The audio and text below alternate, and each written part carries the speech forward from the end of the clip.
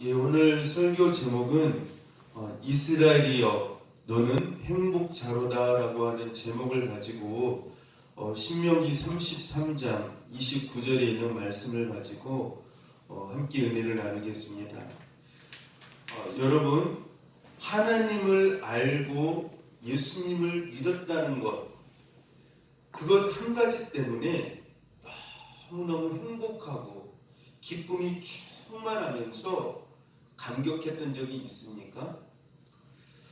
우리가 주님을 처음 만났을 때 그 감격과 기쁨은 이루 말할 수 없이 기뻤을 것입니다. 그 무엇과도 바꿀 수 없는 기쁨과 행복 그 자체였을 것입니다. 물론 지금도 주님과 그때의 첫사랑 때보다도 더 깊은 영적 행복의 경험을 하시면서 사시는 분도 있을 것입니다. 다시 말씀드리면 하나님의 말씀을 늘 깊이 묵상하면서 그분의 음성을 들으면서 십자가의 사랑을 더 깊게 깨닫고 알므로 말미암아 그분의 사랑에 감격하여져서 더 뜨겁게 하루하루를 행복해하며 감격하며 감사하면서 살아가는 성도님들도 있을 줄 압니다. 그래서 오늘 본문 29절에서 주님은 이렇게 말씀을 하십니다. 이스라엘이여 너는 행복자로다. 행복한 자로다. 이렇게 말씀을 하고 있습니다. 예수 믿는 사람은 행복한 자라고 하는 것이에요. 예수님을 믿는 사람은 행복과 더불어서 기쁨이 가득한 자라고 성경은 우리에게 말씀을 해주고 있습니다. 그러면서 왜 행복한 자인가? 그 이유에 대하여서도 오늘 본문에서 말씀해 주고 있습니다. 이스라엘이여 너는 행복자로다. 여호와의 구원을 너같이 얻은 백성이 누구뇨? 그는 너를 돕는 방패시요 너희의 영광의 칼이시로다. 내 대적이 내게 복종하리니 내가 그들의 높은 곳을 밟으리로다. 왜 우리가 행복한 자냐? 분명히 그 이유를 말씀해 주고 있죠. 여호와의 구원을 너같이 받은 자가 누구냐라고 하는 것이죠. 우리에게는 아무리 힘들고 삶이 고달파도 우리에게는 분명한 미래가 있죠. 분명한 소망이 있습니다. 분명한 확신이 있어요. 그것이 무엇이냐면은 우리가 이 세상에서 아무리 힘들고 고통스럽고 인생의 삶이 꼬이는 것처럼 안 되는 것처럼 보여진다 할지라도 분명한 것은 우리는 천국에 입성하게 되어진다고 하는 것이죠. 우리는 그 영원한 곳에서 하나님과 함께 천국에서 살 백성으로서 고정되어 있는 사람들이라고 하는 것입니다. 그러면서 우리가 이 땅을 사는 동안 그는 너를 돕는 방패시요.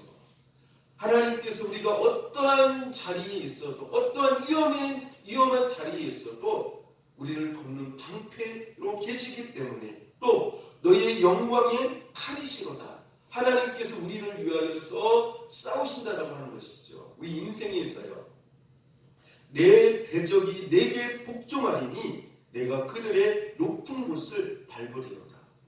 우리를 넘어뜨리려고 하는 이 사단의 역사부터 이 세상의 권세와 악한 그런 모든 흑암의 역사들이 우리 앞에서 굴복하고 넘어지게 된다라고 하는 것이죠. 그렇기 때문에 우리는 예수님을 믿는 것 그 한 가지만으로도 늘 매일매일 행복하면서 크게 기뻐하면서 그 주님의 은혜를 늘 깨달음으로 체험함으로 감사하면서 행복해하면서 웃으면서 살아갈 수 있는 자들이 바로 예수 믿는 사람들이라고 하는 것입니다. 그래서 예수 믿는 사람들은요 이러한 행복을 보이지 않는 인생의 큰 행복을 가진 자들이기 때문에 이 세상의 어떤 그 상황과 환경에 의하여서 행복이 왔다 갔다 하는 자들이 아니에요. 힘든 자리에서도 찬양하면서 웃을 수 있는 사람들이 바로 예수 믿는 사람들이라고 하는 것이죠. 여러분들 바울이 복음을 전하다가 옥에 갇혔을 때에 행복할 수가 없잖아요. 기뻐할 수가 없잖아요. 근데 그런 상황에 의하여서 사도 바울이 가지고 있는 그 행복을 그 상황과 환경이 빼앗아갈 수가 없다라고 하는 것이죠. 어떠한 상황과 힘든 환경, 고난에 꽉 막힌 어려운 상황이 있는 것 같다 할지라도 하나님께서 주신 그 행복을 여전히 가지면서 누리면서 웃으면서 살아갈 수 있는 사람들이 바로 예수 믿는 사람들이에요. 왜요? 기쁨의 근원이신 예수님이 그 어떠한 상황 가운데서도 우리와 함께 하시기 때문이라고 하는 것이죠. 그래서 예수 믿는 사람의 행복의 본질은 뭐냐? 바로 예수 그리스도예요. 예수 그리스도 그분이에요. 예수 그리스도 그분을 생각만 하면, 그분의 십자가의 은혜를 깊이 묵상하기만 하면 상황이 아무리 힘들어도 웃을 수 있어요. 행복해할 수 있어요. 스데반의 한 모습을 보십시오. 돌에 맞아서 순교하는 그 자리인데도 불구하고 그의 얼굴이 천사의 얼굴과 활짝 웃고 있지 않습니까? 여러분들, 이 세상의 환경과 상황을 뛰어넘는 하나님이 주시는 행복자로서의 삶을 살아갈 수 있는 그런 축복을 받은 저와 여러분이 될 수 있기를 바랍니다. 세상적으로 돈이 많고 성공함으로 자기가 하고 싶은 일을 다 할 수 있어서 행복한 자들이 아니라고 하는 것이죠. 영적으로 자기를 깊이 바라다 볼 때에 자기 자신을 보면 보잘것없고 멸망에 가는 먼지와 습들과 같은 내 인생인데, 그러한 내 인생에 어느 날 주님이 찾아와 주셔서 나를 구원해 주시고 나와 동행해 주시고 나의 돕는 방패와 칼로 역사하시는 그 하나님을 깊이 느끼고 알게 되어졌을 때 우리는 진정한 인생의 행복자로서 살아갈 수 있는 자들이라고 하는 것입니다. 여러분들, 행복을 세상 사람들과 같이 세상의 어떤 잘됨에, 형통함에, 그것에만 행복의 기준을 맞추지 않기를 바랍니다. 예수 믿는 사람 그것을 뛰어넘어야 돼요. 뛰어넘어서 하나님께서 베푸신 그 은혜 때문에, 예수님 때문에 늘 감격하면서 기뻐하며 웃을 수 있는 저 여러분 될 수 있기를 바랍니다. 신명기 7장 7절 8절 말씀에 보시면은요, 하나님께서 어떠한 상태에 있는 우리를 사랑하셨는가를 구체적으로 말씀해 주고 있습니다. 여호와께서 너희를 기뻐하시고 너희를 택하심은 너희가 다른 민족보다 수요가 많은 연고가 아니라 너희는 모든 민족 중에 가장 적으니라. 여호와께서 다만 너희를 사랑하심을 인하여 또는 너희 열주에게 행하시는 맹세를 지키려 하심을 인하여 자기의 권능의 손으로 너희를 인도하여 내시되 너희를 그 종되었던 칠에서 애굽왕 바로의 손에서 속량하셨나니라고 말씀을 하고 있습니다. 우리 자신을 바라다 보면 많고 많은 사람 중에 하나님께 택함을 받을 만한, 또 사랑을 받을 만한 아무런 근거가 없어요. 여러분들 한번 세상 사람들 한번 잘 보십시오. 얼마나 우리보다 잘난 사람들이 많아요. 얼마나 성공한 사람들이 많습니까? 얼마나 잘 나가는 인생들이 많아요. 그렇지 않습니까? 그리고 윤리적으로나 도덕적으로도 예수님을 안 믿지만 착하게 살아가는 사람들이 얼마나 많이 있어요. 그런데 그럼에도 불구하고 하나님께서 그런 사람들을 택하지 아니하시고 그런 사람들보다도 더 작고 못난 죄 많은 나이인데 하나님께서 나 같은 사람을 택하셨다라고 하는 것이죠.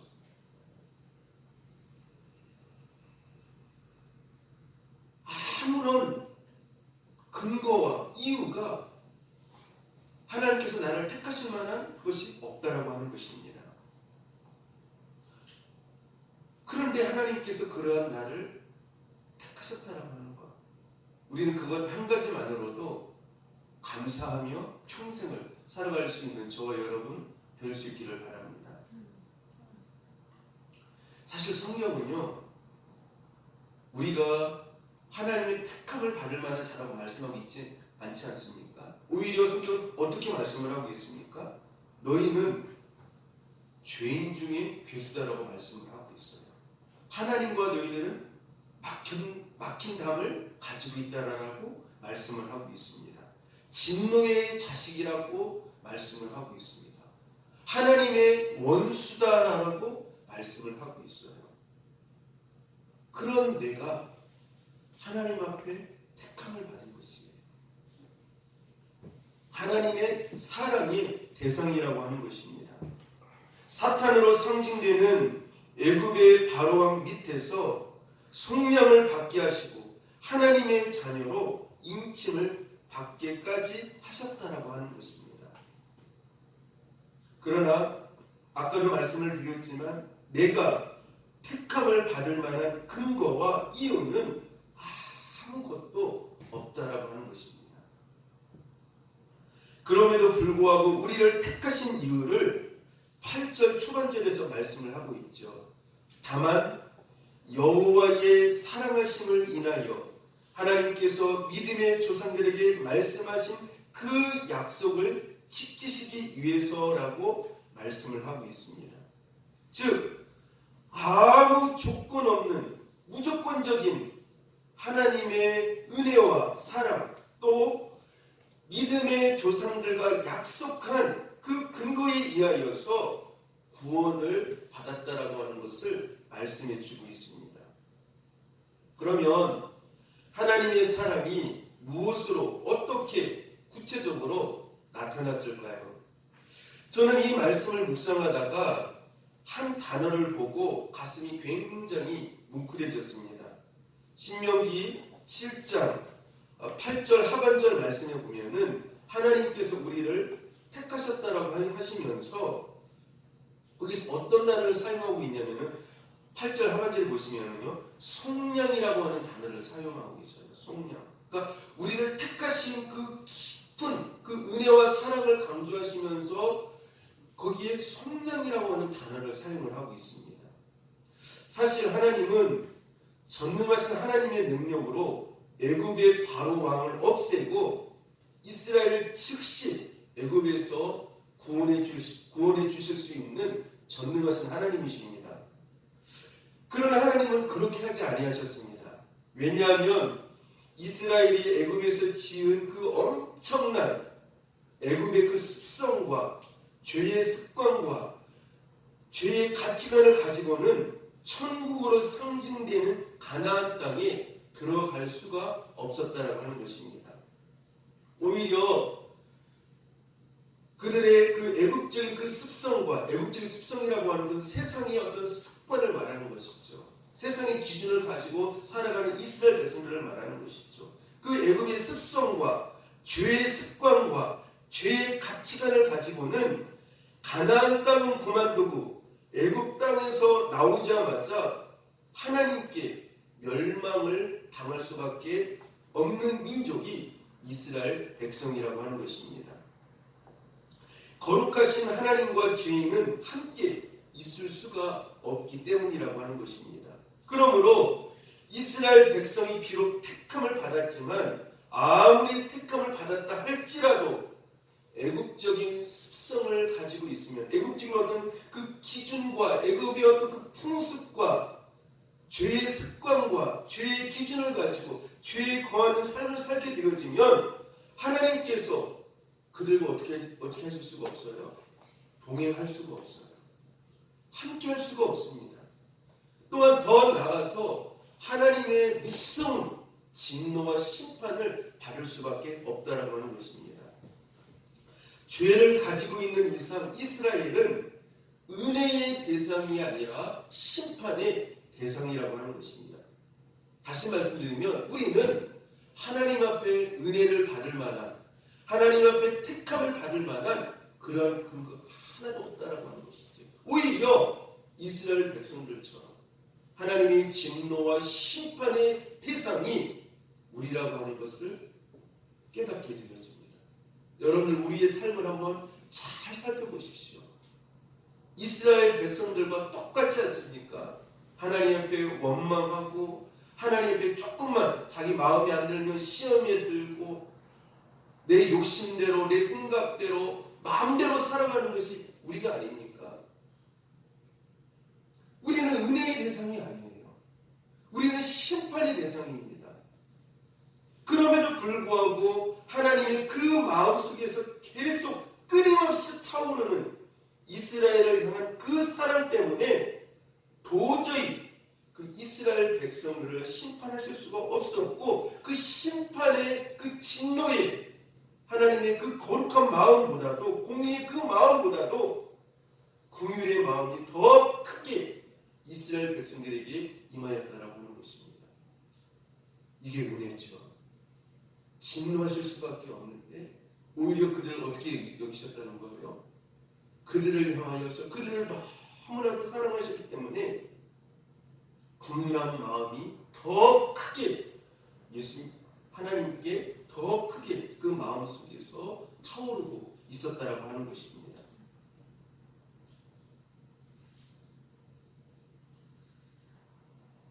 이러한 긍휼한 마음과 사랑이 속량이라고 하는 말씀을 나오게 한 결과입니다. 이 속량이라고 하는 단어가 무엇을 의미합니까? 여러분 우리가 성경에 보면은 속량이라고 하는 말을 참 많이 나와요. 그렇죠?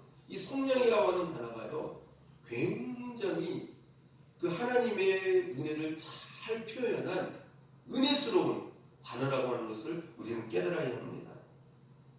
속량이라고 하는 단어가 무슨 뜻입니까? 대신 누군가가 그 이스라엘 백성들의 죄를 위하여서 어떻게 되었다는 것이에요? 죽었다는 것이에요. 그들의 죄를 위해서 죽었다라고 하는 것이에요. 대신 이스라엘 백성들을 위하여서 누군가가 심판을 받았다라고 하는 것이에요. 심판. 즉 대신 누군가가 희생을 통해 이스라엘 백성들의 그 죄의 값을 치웠다라고 하는 것입니다. 그러므로 이스라엘 백성들의 죄가 사함받았다라고 하는 것을 말씀해 주고 있어요. 그들의 죄가 깨끗해졌다라고 하는 것을 말씀을 해주고 있습니다. 그들의 죄가 청산되었다라고 하는 것을 말씀해 주고 있습니다. 따라서 이 속량이라고 하는 것은 이스라엘 백성들의 그 어마어마한 하나님의 진노를 받을 수밖에 없고 하나님의 원수이고 또 영원한 지옥에 갈 수밖에 없는 그 어마어마한 그 죄값을 누군가가 대신 치렀다라고 하는 것을 말씀을 해주고 있죠. 그분이 바로 누구이십니까? 바로 예수 그리스도이시죠. 그러니까 우리가 받은 은혜는요 거저지만 거저가 아니에요 사실은. 우리가 그 하나님의 놀라운 진노의 자식인데 원수의 자식인데 값없이 우리가 쉽게 받을 수 있었던 것은 그 엄청난 대가를 하나님 아버지께서 예수님을 통하여서 그 죽음을 통해 속량을 통해 그 값을 어마어마한 그 값을 치르심으로 말미암아 우리가 그 은혜를 긍휼하심을 잊게 되었다라고 하는 것이지요. 그게 바로 속량이에요. 속량이라고 하는 의미 속에는 하나님의 말할 수 없는 뜨거운 사랑과 관심, 죽음, 희생이라고 하는 단어가 함축되어져 있는 은혜로운 단어라고 하는 것입니다. 이스라엘은 출애굽 당시 양을 잡아 그 피를 어디에 발랐습니까? 문설주에 발라서 하나님의 무서운 심판을 어떻게 하게 되어졌어요? 예? 심판을 속량받게 되어졌어요. 그 값을 그 죄의 어마어마한 값을 어린 양의 그 피를 어떻게 했습니까? 어린 양을 죽여서 그 피를 문설주의 바름으로 말미암아 그들의 어마어마한 그 죄값을 어떻게 해요? 청산하시고 그 죄값을 치르심으로 말미암아 이제 이스라엘 백성들이 죄 없는 모습으로 하나님의 의의 백성으로 출애굽을 하게 되었다라고 하는 것이죠. 이 어린 양은 아까도 말씀드렸지만 모형적으로 장차오실 누구를 말씀하는 겁니까? 예수 그리스도를 보여주시는 것이죠. 즉 하나님께서 우리를 향한 무조건적인 그 사랑을 인하여서 자신이 직접 어디로 뛰어들어가신 것이에요? 심판과 저주와 죽음의 자리로 하나님 자신이 직접 뛰어들어가신 사건이 바로 무엇입니까? 예수 그리스도의 십자가의 사건이에요. 하나님의 사랑은요 죽음까지도 막지 못한다라고 하는 사실을 우리는 알게 되어져요. 따라서 합시다. 하나님의 사랑은 죽음까지도 막지 못한다는 것을 보여줍니다. 놀라워요. 하나님 자신이 희생의 대가를 치르시고 어마어마한 값을 치르시고 그죠? 우리를 의의 자녀로 인도하셨다라고 하는 것이죠. 다시 말씀드리면 하나님 자신이 직접 심판과 저주의 자리로 들어가셔서 생명을 바쳐서 십자가의 보혈의 피로 말미암아 어마어마한 대가를 치르시고 우리를 깨끗하고 의로운 백성으로 인치시고 또 동행하시기 위한 함께하시기 위한 은혜를 베풀어 주셨다라고 하는 것입니다. 그래서 하나님의 사랑은요 자기의 무엇을 담보로 해서 하나님의 사랑을 나타내셨습니까? 죽음이요. 자기의 죽음. 나는 너를 이렇게 죽기까지 피를 흘리기까지 너를 사랑한다. 이런 사랑을 받고 있는 존재가 누굽니까? 누구예요? 나 자신이라는 것이에요. 나 자신이라는 것이에요. 그렇기 때문에 세상적으로 부족하고 미천해도 우리는 항상 웃으면서 행복해하며 살아갈 수 있는 자들이에요. 아멘. 여러분들 세상 것 때문에 너무 울고 힘들어하고 그것 때문에 눌려서 근심하고 그렇게 되도록 하지 마시기를 바랍니다. 그때마다 힘들 때마다 내 마음이 힘들 때마다 고통스러울 때마다 예수님의 십자가의 사랑을 죽기까지 그 저주와 심판의 자리까지 가신 그 하나님의 은혜를 생각하시면서 밝게 웃으면서 행복하게 하루하루를 살아갈 수 있기를 축복합니다. 그리고 무엇보다도 그 하나님이 우리와 어떻게 하시는 거예요? 내 힘든 자리에 있지만 끝까지 어떻게 하고 계세요? 함께하고 계시잖아요. 지난주 주일에도 말씀을 드렸지만 사도 바울이 로마로 압송되어 가는 그 과정 속에서 엄청난 유라굴라 광풍을 만나잖아요. 몇 날 며칠을 먹지 못하고 자지 못하고 얼마나 힘들었습니까? 근데 그럼에도 불구하고 그 유라굴라 광풍 안에 누가 계셨어요? 예수님이 계셨어요. 바울아 바울아 안심하라. 안심하라. 내가 너와 함께한다.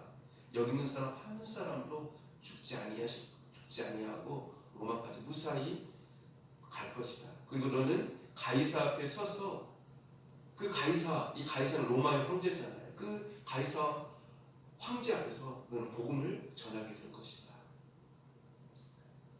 그러므로 여러분이요 안심하십시오. 나는 이렇게 말씀하신 주님의 말씀을 확신합니다. 믿습니다. 이렇게 말하는 것을 볼 수 있지 않습니까? 그러니까 그 안에서 모든 사람이 괴로운 가운데 있지만 유라굴라는 그 광풍 속에 태풍 속에 힘든 가운데 있지만 함께 하신 그 예수님 때문에 즐거워하고 행복해하고 기뻐하는 것을 볼 수가 있습니다. 여러분들 예수님이 어떠한 상황 가운데에서도 함께 계시다라고 하는 것을 늘 인식하시면서 믿으시면서 감사할 수 있기를 바랍니다. 기뻐할 수 있기를 바랍니다. 그래서 항상 기뻐하라. 성경 그렇게 말씀하잖아요. 데살로니가 전서 5장에 보면 왜 항상 기뻐하라고 말씀을 하고 있습니까? 나는 너에게 이런 행복을 주는 자야. 오늘 본문에서 봤어. 너는 행복한 자야. 나의 구원을 받은 자야. 내가 너의 방패야. 내가 너를 위해서 칼로 싸우고 있어. 그러니 너는 기뻐하는 자야. 너는 행복한 자야. 이렇게 말씀하고 계시다라고 하는 것이죠. 그러므로 성도는 이러한 엄청난 죽음까지도 마다하지 않고 희생하신 주님의 사랑을 받고 있는 대상이라고 하는 것을 알게 될 때에 행복하다고 고백할 수밖에 없다라고 하는 것입니다. 이 시간 여러분들한테 한번 질문하고 싶어요. 여러분 행복하십니까? 많이 행복하세요? 왜요? 예수님 때문에요. 상황적으로는 힘들 수도 있어요. 환경적으로 힘들 수도 있어요. 내 뜻대로 안 될 수도 있어요. 몸이 연약할 수도 있어요. 그러나 그럼에도 불구하고 예수님 때문에 기뻐할 수 있기를 바랍니다. 하나님 그걸 제일 원하세요. 하나님의 기쁨은 예수님께 있잖아요. 마찬가지로 성도들의 기쁨도 성도들의 기쁨과 행복도 세상 것에 있는 것이 아니에요. 예수님 때문에 있는 것이죠. 예수님 우리 인생의 목적이기 때문에요. 예수님이 우리 인생의 이유이고 의미이기 때문에 예수님만 생각하면 기뻐할 수밖에 없는 자들이 성도들이에요. 아멘. 제가 어렸을 때 주일학교에서 아주 은혜스럽게 부르던 찬양이 있습니다. 제가 몇 년 전에 한번 설교 때 불렀던 찬양이었던 것 같은데요. 다시 한번 3절까지 있는데 한번 불러볼게요. 너는 왜 항상 웃니 슬퍼도 눈물 나도 남들은 모를 거야 왠지 좋아 항상 좋아 무엇이 그리 좋은지 너도 알게다오 너와 나 만나려고 주 예수님 오셨단다 참 기뻐 왠지 기뻐서 항상 웃고 항상 찬송 정말 좋아 왠지 좋아 또 기뻐서 찬송하네 너는 뭘 감사하니 아무것도 없는데도 남들은 모를 거야 왠지 좋아 항상 좋아 무엇이 그리 좋은지 나도 알게다오 너와 나 죄 씻으려 주님 피를 흘렸단다 참 기뻐 왠지 기뻐서 항상 웃고 항상 찬송 정말 좋아 왠지 좋아 또 기뻐서 찬송하네 너는 왜 기뻐하니 마음이 괴로워도 남들은 모를 거야 왠지 좋아 항상 좋아 무엇이 그리 좋은지 나도 알게다오 너와 나 데려가려 주 예수님 오셨단다 참 기뻐 왠지 기뻐서 항상 웃고 항상 찬송 정말 좋아 왠지 좋아 또 기뻐서 찬송하네 제가 이 찬양은요 이제 제가 시골에서 살 때 시골 주일학교 때 10살 전에 배웠던 찬양이에요. 근데 그 찬양이 지금 50이 넘었는데도 그게 이게 계속 머릿속에 이렇게 남고 마음속까지 전달이 되어져요. 그래서 이렇게 밖에 나가면서도 제가 흥얼흥얼 하면서 이 찬양을 이렇게 자주 부를 때가 참 많습니다. 근데 이 가사의 의미를 생각해 보니까요, 참 굉장히 은혜가 돼요. 너는 왜 항상 웃니? 슬퍼도 눈물 나도 남들은 모를 거야. 왠지 좋아, 항상 좋아. 무엇이 그리 좋은지 나도 알게 해다오. 너와 나 만나려고 주 예수님 오셨단다. 너는 뭘 감사하니? 아무것도 없는데도 남들은 모를 거야. 왠지 좋아, 항상 좋아. 무엇이 그리 좋은지 나도 알게 해다오. 너와 나 죄 씻으려 주님 피를 흘렸단다. 너는 왜 기뻐하니? 마음이 괴로워도 슬퍼도 남들은 모를 거야. 왠지 좋아, 항상 좋아. 무엇이 그리 좋은지 나도 알게 해다오. 너와 나 데려가려 주 예수님 오셨단다. 참 기뻐, 왠지 기뻐서 항상 웃고 항상 찬송. 정말 좋아, 왠지 좋아. 또 기뻐서 찬송하네. 그쵸? 슬퍼도 아무것도 없는데도 마음이 괴로워도 좋다는 거예요. 한마디로 말하면 뭐예요? 예수님 때문에요. 예수님의 십자가의 그 사랑 때문에, 앞으로 오실 그 예수님 때문에요. 기쁘다는 것이죠. 그래서 또 기뻐서 찬송한다는 거예요. 여러분들 세상의 환경을 뛰어넘어서 슬픔 중에서도 기뻐하고 괴로운 중에서도 감사하시고 행복해하시고 살아갈 수 있기를 바랍니다. 예수님을 진정으로 만난 사람은 그 하나님의 사랑과 은혜를 알기 때문에 따라서 합시다. 항상 웃을 수밖에 없고 행복할 수밖에 없습니다. 그래요. 예수님을 진짜 만난 사람은요, 예수님의 십자가를 깊이 경험한 사람은요, 늘 웃을 수밖에 없어요. 늘 행복할 수밖에 없어요. 왜요? 예수님이 어떤 분이신가를 아니까요. 그분을 깊이 느끼니까요. 우리의 행복의 기준은 예수님이에요. 세상 것이 아니죠. 근데 예수님 믿으면서도 세상 것 때문에 세상 사는 걸 똑같이 괴로워하고 똑같이 슬퍼하고, 물론 슬퍼할 수 있어요. 사람이기 때문에 힘든 일이 있고 슬픈 일이 있으면. 그러나 그것에 너무 치우쳐가지고 세상 사람과 똑같이 너무 그쪽에만 이렇게 기준이 되어져서 슬퍼하고 괴로워하고 힘들어하면 그건 진짜 예수 믿는 사람이라고 볼 수가 없죠. 우리는 슬프고 힘들어도 잘 회복할 수 있는 사람들이에요. 그렇죠? 왜요? 누구 때문에요? 예수님 때문에. 예수님 때문에 그래요.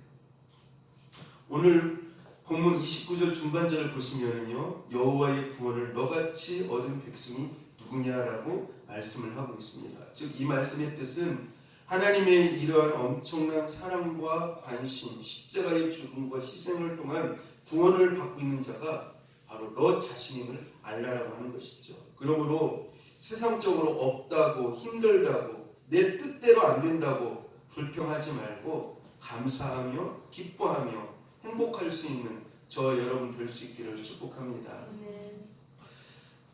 그리고 오늘 두 번째로 오늘 본문 29절 중간절에 보시면은요, 그는 너를 돕는 방패시요 너의 영광이 칼이시로다. 내 대적이 내게 복종하리니 내가 그들의 높은 곳을 밟으리로다 라고 말씀을 하시면서 우리에게 이제 행복자라고 말씀을 하시거든요. 근데 이 말씀을 보면 좀 의문이 가는 점이 있어요. 무엇이냐면은 하나님은 분명히 우리를 돕는 방패시요 칼이시요 라고 이렇게 말씀을 하셨거든요. 그리고 대적들을 밟으신다라고 이렇게 말씀을 하셨어요.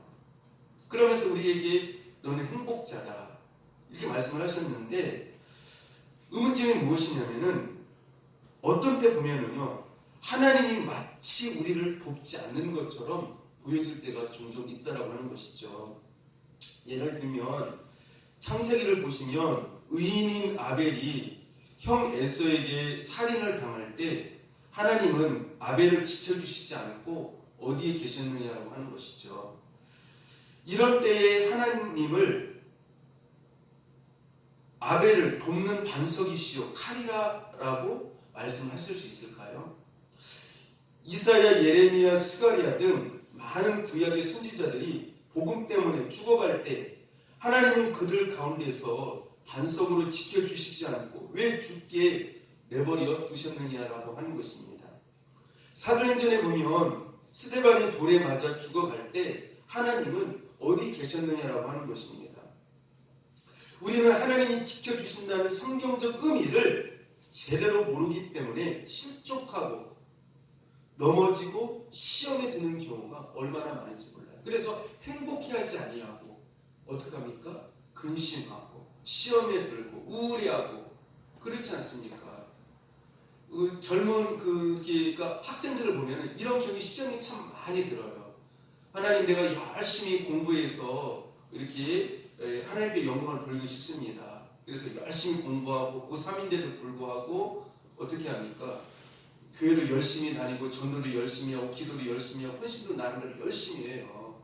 공부를 열심히 하면서요. 그런데 시험을 봤는데 자기 뜻대로 자기가 원하는 대학에 가지 아니하였을 때, 못하겠었을 때, 그때 거기에서 이 젊은 아이들이 많이 상심해하고 그러한 하나님에 대하여서 실망하고 시험에 들면서 신앙이 완전히 어떻게 추락하는 경우들을 참 많이 보게 되어집니다. 하나님은 그렇게 열심히 공부하고 기도하고 헌신하고 고3인데도 불구하고 그때 왜 내가 원하는 대학, 목표하는 곳에 가게 하지 아니했느냐 하면서 의문을 따지고 거기에 대해서 상심하고 행복하는 것이 아니라 오히려 불행해하고 그런 것들을 참 많이 보게 되어집니다. 여러분들 이러한 경우가 있더라도 시험에 들지 않기를 바랍니다. 물론 하나님은 우리가 당한 여러 가지 고통의 환경 속에서 건져주십니다. 험한 시험의 물속에서 불 속에서 간절히 구할 때 그 환난에서 건져주시고 응답해 주시는 분이 하나님이십니다. 그러면 하나님이 이러한 외부적인 환경에서만 구원해 주실 때만 하나님은 나의 산성이시고 반석이 되는 것입니까? 환경적인 어떤 힘들 때 어려울 때 그런 부분에서만 나를 구원해 주시고 내가 나를 잘되게 해주시고 그때만 나의 반석이시고 산성이시냐라고 하는 것이에요. 그러면 가인에게 살인을 당한 아벨에게도 하나님은 산성일까요? 아닐까요? 하나님은 아벨에게 있어서 산성과 반석이 되실까요? 안 되실까요? 산성과 반석이 되시죠.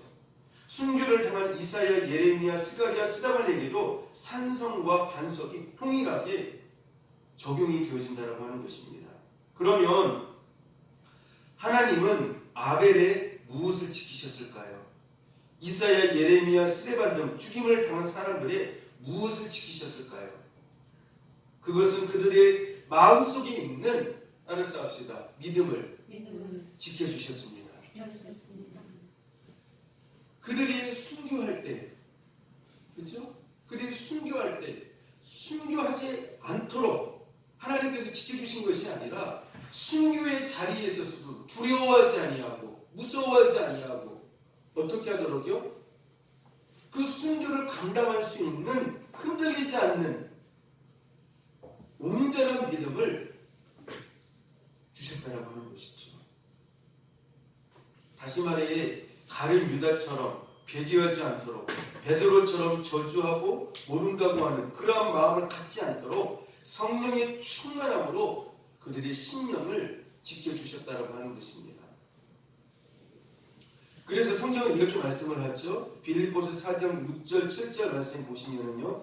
아무것도 염려하지 말고 오직 모든 일에 기도와 간구로 너희 구할 것을 감사함으로 하나님께 아뢰라. 그리하면 모든 지각이 뛰어난 하나님의 평강이 그리스도 예수 안에서 따라서 합시다. 너희 마음과 생각을 지키시리라. 그래요. 하나님께서요 우리의 산성과 반석으로 어떤 외부적인 위험으로부터 환경으로부터만 지켜주시는 것이 아니라 무엇을 지켜주신다는 거예요? 우리의 마음과 생각을 지켜주신다는 것이에요. 이해가 안 되어지고 납득이 안 되어지고 설명이 안 되어지는 그런 상황 가운데서 뭐를 지켜주신다는 것이에요? 그 믿음이 흔들리지 아니하도록 하나님께서 그들의 심령을, 마음을, 믿음을 지켜주셨다고 하는 것이죠. 여러분들 하나님 앞에서 여러분들이 기도한 대로 되어지지 않는다 할지라도 여러분의 믿음이 지켜지도록 그 부분을 놓고 많이 기도할 수 있기를 축복합니다. 그래서 우리가 믿음 생활을 할 때요, 어려운 환경으로부터, 힘든 환경으로부터 하나님의 보호하심과 인도하심, 지켜주심을 받는 것도 굉장히 중요하지만 그거보다도 더 하나님으로부터 지키심을 받아야 될 것이 무엇입니까? 우리의 마음이에요.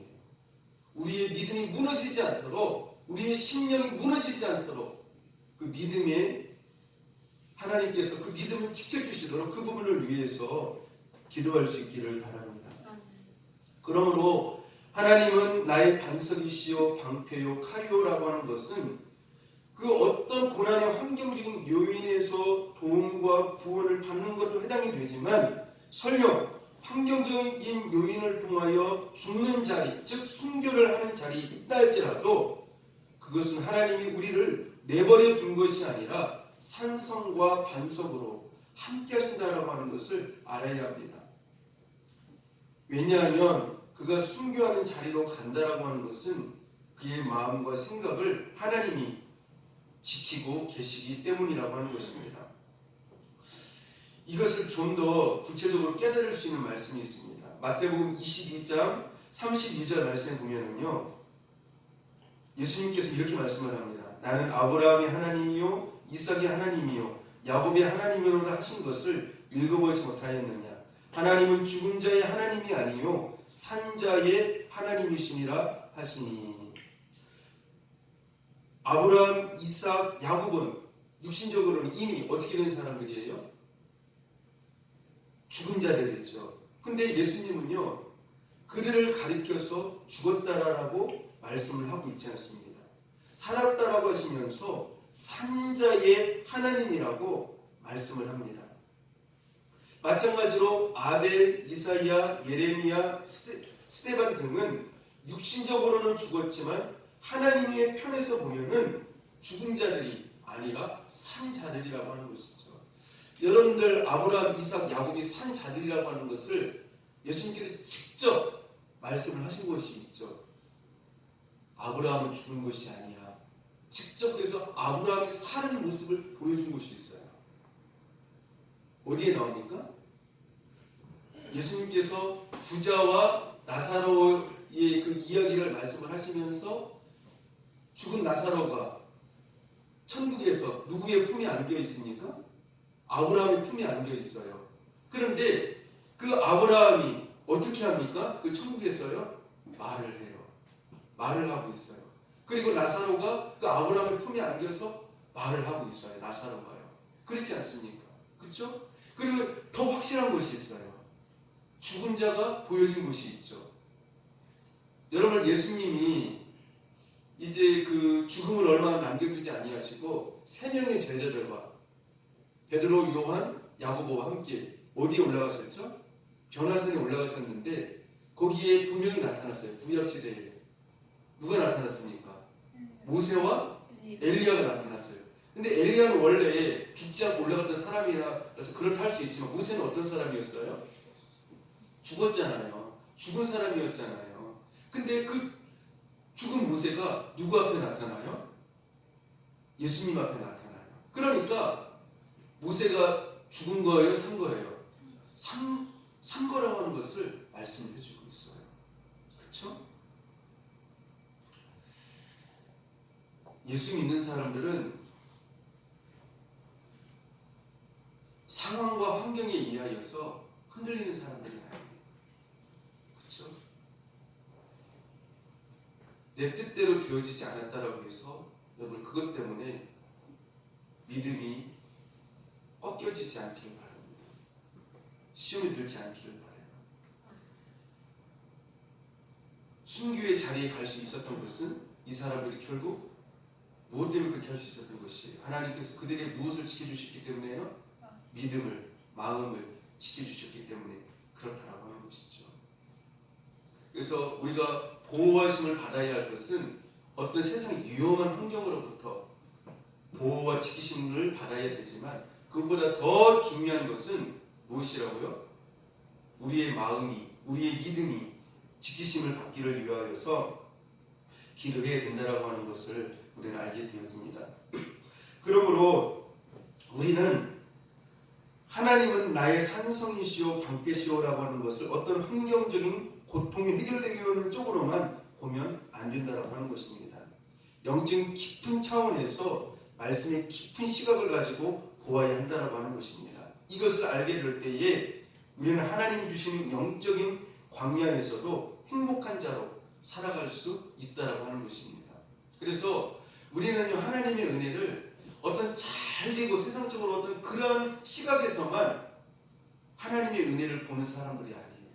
힘든 환경 속에서 끝까지 나의 무엇을 지켜주시는군요. 내 생각을 지켜주시고 내 중심을 지켜주시고 내 마음을 지켜주시고 내 영혼을 지켜주시는 분. 그래서 내가 좌우로 치우치지 않도록 나를 내 심령을 내 영혼을 내 믿음을 꽉 지켜주시는 그 하나님의 은혜 때문에 우리는 힘들지만 어렵지만 그 상황 가운데서도 우리는 기뻐하면서 감사할 수 있는 자리라고 하는 것이죠. 여러분 지금 모세가 이스라엘 백성들에게 말하는 곳은 젖과 꿀이 흐르는 하나님이 약속한 가나안 땅이 아닙니다. 풀 한 폭이 거의 없고 물도 없는 적막한 광야에서 이 말씀을 선포하고 있다라고 하는 것을 우리는 알아야 합니다. 근데 그럼에도 불구하고 하나님은 모세를 향해서 뭐라고 말씀을 하고 있어요? 적막한 그 광야인데도 불구하고 너희는 어떠한 자다? 행복한 자들이다. 이렇게 말씀을 하고 있어요. 근데 예수 믿는 사람들이 왜 행복한 자리인가를 모르면서 그 맛을 모르면서 불쌍하게 영적으로 얼마나 가난하게 힘들어하면서 살아가는 성도들이 많은지 몰라요. 행복의 맛을 몰라요. 예수 믿는 사람들의 그 행복의 맛. 여러분 오늘 이렇게 예배 드리지만 행복하십니까? 소리가 적으신 거 보니까 그 이사야 55장에 보면은요 57장이죠. 57장에 보면은 안식일을 존귀한 날이라 기뻐하는 날이라 하면서 그것을 귀하게 여기고 기뻐하면서 복된 날이라고 여기면서 예배드리기를 즐거워하는 그 사람, 행복해하는 그 사람, 그것이 바로 복된 사람이라고 하죠. 예배드리기를 즐거워하는 성도, 영적인 성도라고 하는 거죠.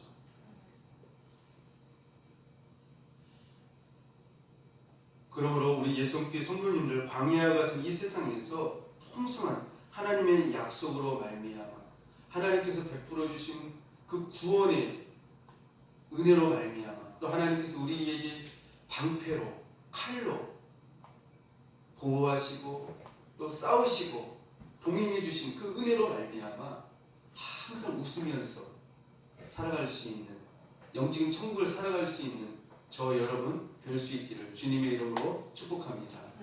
기도하겠습니다. 하나님 아버지 은혜와 사랑을 감사합니다.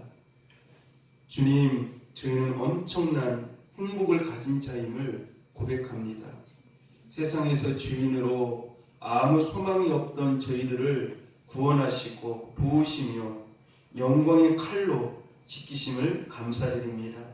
저희가 늘 주님의 은혜에 감격하며 감사하며 기뻐하며 행복하며 스데반과 같이 천사의 얼굴을 하며 살아갈 수 있는 저희들 되어지게 하여 주옵소서. 예수님 이름으로 기도합니다. 아멘.